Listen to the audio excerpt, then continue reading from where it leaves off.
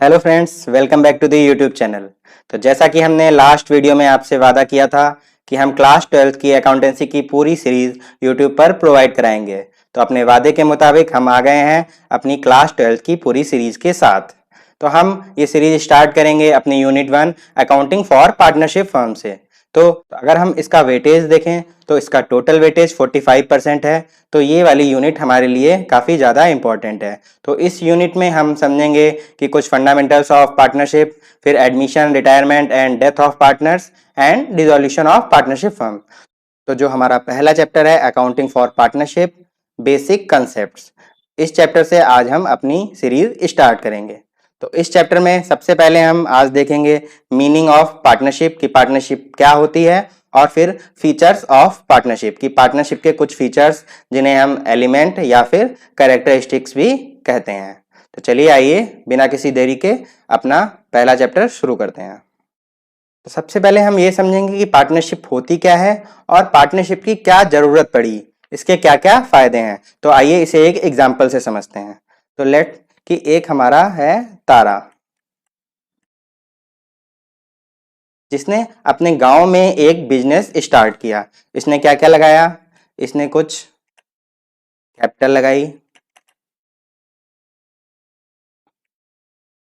फिर कैपिटल के बाद जो भी अपनी स्किल्स थी वो यूज की, और जो भी इसकी रिस्क टेकिंग कैपेसिटी थी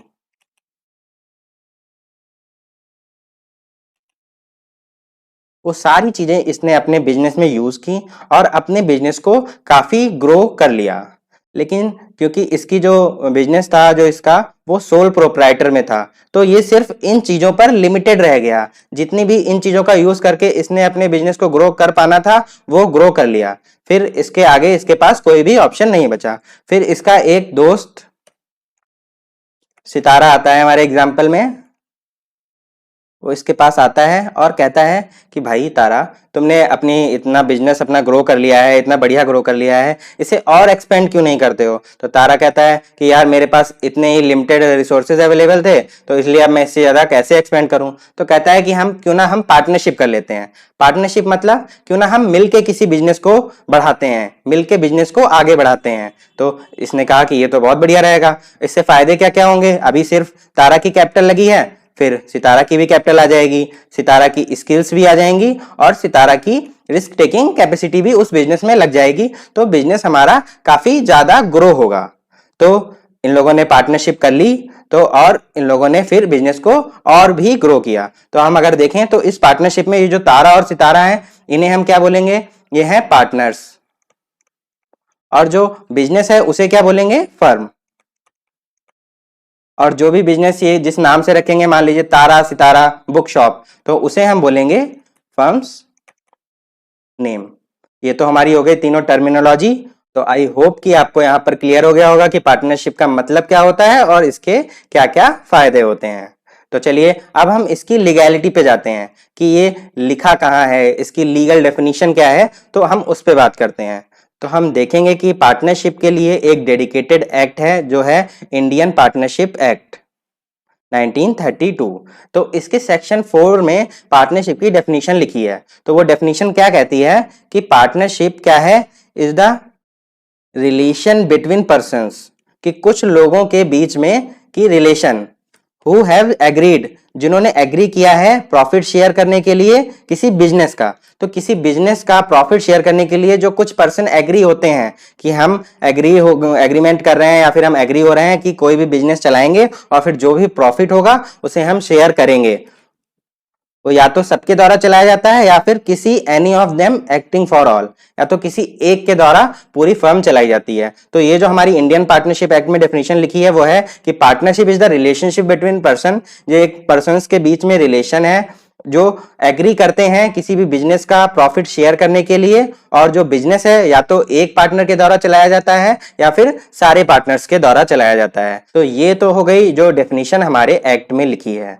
तो यहाँ पर हम इस डेफिनेशन को वर्ड बाय वर्ड समझेंगे, वर्ड बाय वर्ड ब्रेकअप करेंगे, फिर उन सारे ब्रेकअप का एनालिसिस करेंगे, फिर हम एक बार फिर से इस डेफिनेशन पर वापस आएंगे जिससे ये डेफिनेशन हमें और ज्यादा क्लियर होगी।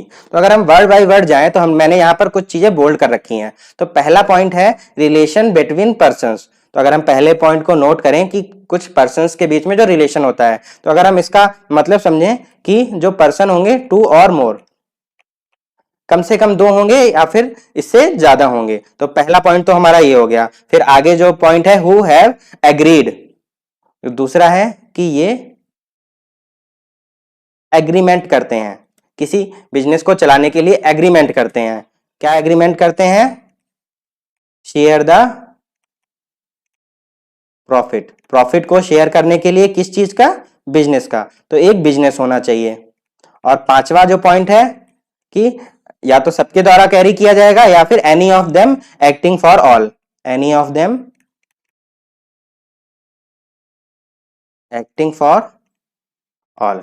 तो हमने देखा कि कुछ हमने वर्ड्स अपनी डेफिनेशन में से एक्सट्रैक्ट कर लिए, तो इन्हें ही हम इस पार्टनरशिप के एलिमेंट्स भी कह सकते हैं क्योंकि ये इंपॉर्टेंट है, इसके बिना पार्टनरशिप नहीं मानी जाएगी। इन्हें ही हम पार्टनरशिप का फीचर्स भी बोलेंगे और इन्हें ही हम पार्टनरशिप का कैरेक्टरिस्टिक्स भी बोलेंगे। इन कैरेक्टरिस्टिक्स, एलिमेंट्स या फीचर्स को हम वन बाय वन पूरा अंडरस्टैंडिंग लेंगे, फिर हम इस डेफिनेशन पे दोबारा आएंगे, इस डेफिनेशन को समझेंगे तो हम देखेंगे कि इस डेफिनेशन को याद करने की जरूरत नहीं है, ये हमें पूरी कॉन्सेप्चुअली क्लियर हो जाएगी। तो चलिए इन एलिमेंट्स पर वन बाय वन डिस्कशन करते हैं। तो हमारे ये टोटल 6 एलिमेंट्स हैं, 5 हमने देखे कि वहां डेफिनेशन से हमने उठाए हैं और एक छठा एलिमेंट्स है नो सेपरेट आइडेंटिटी, इसे हम वन बाय वन समझते हैं। तो जो पहला हमने देखा कि 2 और मोर पर्संस, तो मिनिमम अगर हम रिक्वायरमेंट देखें तो यहाँ पे है 2 पर्सन। और अगर हम मैक्सिमम की बात करें तो हम क्या बोल सकते हैं कि 500 हो सकते हैं, 1000 हो सकते हैं? नहीं, ऐसा नहीं है। पार्टनरशिप एक्ट में तो ऐसा नहीं लिखा है, लेकिन कंपनीज एक्ट में लिमिट दी गई है। अगर हम कंपनीज एक्ट की बात करते हैं तो कंपनीज एक्ट 2013 का सेक्शन 464, जब इसे कंपनीज मिसलेनियस रूल्स 2014 का रूल 10, इन दोनों को जब साथ में मिला के हम पढ़ेंगे तो देखेंगे जो मैक्सिमम हमारी लिमिट है वो है 50 पर्सन्स की। तो किसी भी पार्टनरशिप में मिनिमम 2 लोग चाहिए होंगे और मैक्सिमम 50 लोग, इससे ज्यादा पार्टनर नहीं हो सकते हैं। तो ये हमने कहां से देखा मैक्सिमम लिमिट? ये हमारे कंपनीज एक्ट में दी हुई है। फिर अब हमारा दूसरा पॉइंट है एग्रीमेंट। हमने देखा था कि कुछ लोग मिलते हैं और फिर एग्री करते हैं कि हम बिजनेस करेंगे। तो ये एग्रीमेंट जो है इट मे बी ओरल और रिटन एग्रीमेंट। तो जो एग्रीमेंट होगा वो ओरल भी हो सकता है और रिटन भी हो सकता है, लेकिन ये जो रिटन एग्रीमेंट है ये एडवाइजेबल होता है। क्यों? क्योंकि इन केस अगर कोई पार्टनर्स के बीच डिस्प्यूट होता है तो अगर रिटन एग्रीमेंट है तो वो डिस्प्यूट इजीली सॉल्व हो जाएगा। और इस रिटन एग्रीमेंट को ही हम पार्टनरशिप डीड भी कहते हैं, जिसके बारे में हम आगे डिटेल में पढ़ेंगे। तीसरा जो पॉइंट है कि बिजनेस, इसका क्या मतलब है कि जहां भी हम पार्टनरशिप कर रहे हैं तो एक ये लीगल बिजनेस होना चाहिए, एक प्रॉफिट मोटिव से जो हमारा बिजनेस होता है। कि जैसे अगर हम बिजनेस की डेफिनेशन जो हमारे पार्टनरशिप एक्ट में लिखी है उसमें है कि ट्रेड हो, वोकेशन हो या फिर कुछ प्रोफेशन हो, तो कोई बिजनेस होना चाहिए जिसके लिए पार्टनरशिप करें। अगर हम एग्जाम्पल देखें, मान लीजिए कि एक प्लॉट है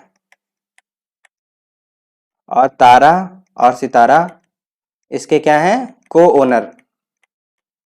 तो यहां पर कोई बिजनेस नहीं है, यहां पर एक प्लॉट है जिसके ये दोनों को ओनर हैं, तो ये को ओनरशिप है, ये पार्टनरशिप नहीं है। वहीं पर अगर ये दोनों मिलके प्लॉट को सेल या परचेज करने का काम कर रहे होते तो ये पार्टनरशिप हो जाती। तो आई होप कि ये वाला पॉइंट भी आपको क्लियर हो गया होगा। तो हम अपने चौथे पॉइंट पे चलते हैं, शेयरिंग ऑफ प्रॉफिट। तो हमने देखा कि कुछ लोगों ने मिलकर एग्रीमेंट किया और एग्रीमेंट तभी किया कि जब हमारे पास कोई बिजनेस है। फिर हमने देखा कि जब बिजनेस है, एग्रीमेंट कर लिया तो कुछ प्रॉफिट भी होगा। यहाँ पर लॉस की बात नहीं लिखी है, लेकिन ये हमारा इंप्लाइड है कि जैसे प्रॉफिट का शेयर होगा वैसे ही लॉस का भी शेयर होगा। तो जो भी बिजनेस से प्रॉफिट या लॉस होगा वो पार्टनर्स के बीच में शेयर होगा। तो इसका मतलब है कि प्रॉफिट या लॉस होना चाहिए। मान लीजिए कि कोई चैरिटेबल पर्पस के लिए काम किया गया,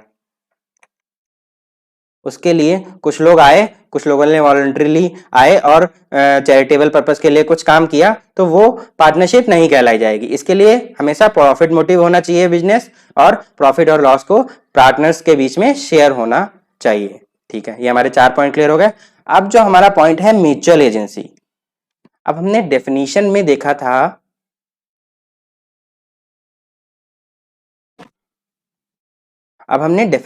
देखा था कि उसमें एक लाइन लिखी थी कैरिंग बाय ऑल।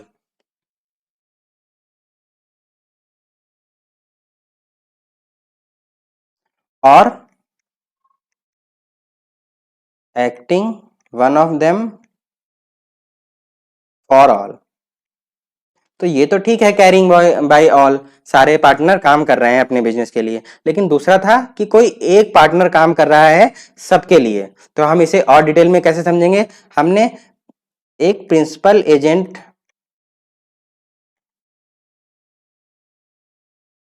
का रूल पढ़ा है, जिसमें क्या है कि जो भी एजेंट होता है, अगर वो थर्ड पार्टी के लिए कोई भी काम कर रहा है, तो जो प्रिंसिपल है वो हमेशा उसके लिए लायबल रहेगा। तो ऐसे ही इसमें जितने भी पार्टनर रहेंगे, जैसे यहाँ पे हमारे अगर तारा और सितारा की बात करें, तो जैसे तारा ने किसी भी थर्ड पार्टी के लिए कोई भी काम किया फर्म के बिहाफ पे, तो जो सितारा होगा वो भी उसके लिए लायबल होगा। तो यहां पर पॉइंट आ जाता है म्यूचुअल एजेंसी का। म्यूचुअल एजेंसी, अगर तारा किसी के लिए काम करता है तो वो एजेंट हो गया, और जो सितारा प्रिंसिपल होगा वो भी लायबल रहेगा। ऐसे ही अगर सितारा किसी थर्ड पार्टी के लिए काम करता है तो उस केस में वो एजेंट हो जाता है, और उस केस में तारा प्रिंसिपल है वो भी लायबल रहेगा। तो यहाँ पर एक म्यूचुअल एजेंट वाला हो जाता है कि अगर वो दोनों में से कोई भी किसी थर्ड पार्टी के लिए काम करेगा तो बाकी के पार्टनर्स होंगे वो एज ए प्रिंसिपल हो जाएंगे और लायबल हो जाएंगे तीसरे के काम के लिए। तो यहां पर ये म्यूचुअल एजेंसी वाला पॉइंट क्लियर हो गया, जिसमें हमने देखा कि कोई भी एक पार्टनर किसी थर्ड पार्टी के लिए काम करता है तो वो एज ए एजेंट हो जाता है, और बाकी के पार्टनर्स एज ए प्रिंसिपल हो जाते हैं, जो कि उसके काम के लिए हमेशा तीसरी पार्टी के प्रति लायबल रहते हैं। तो यहां पर हमने ये चीज समझी कि कैरिंग बाय ऑल या फिर acting one of them for all का मतलब क्या होता है। तो ये सारी पांचों पॉइंट्स जो थे ये तो हमारे डेफिनेशन से आए थे। और छठा पॉइंट है नो सेपरेट आइडेंटिटी। तो इसमें अगर हम लीगल पॉइंट ऑफ व्यू से देखें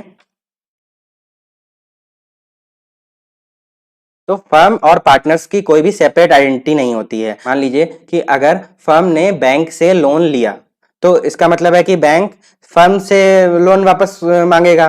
तो फर्म क्या है? फर्म है पार्टनर्स। तो जितने भी पार्टनर्स होंगे वो लायबल होंगे लोन देने के लिए।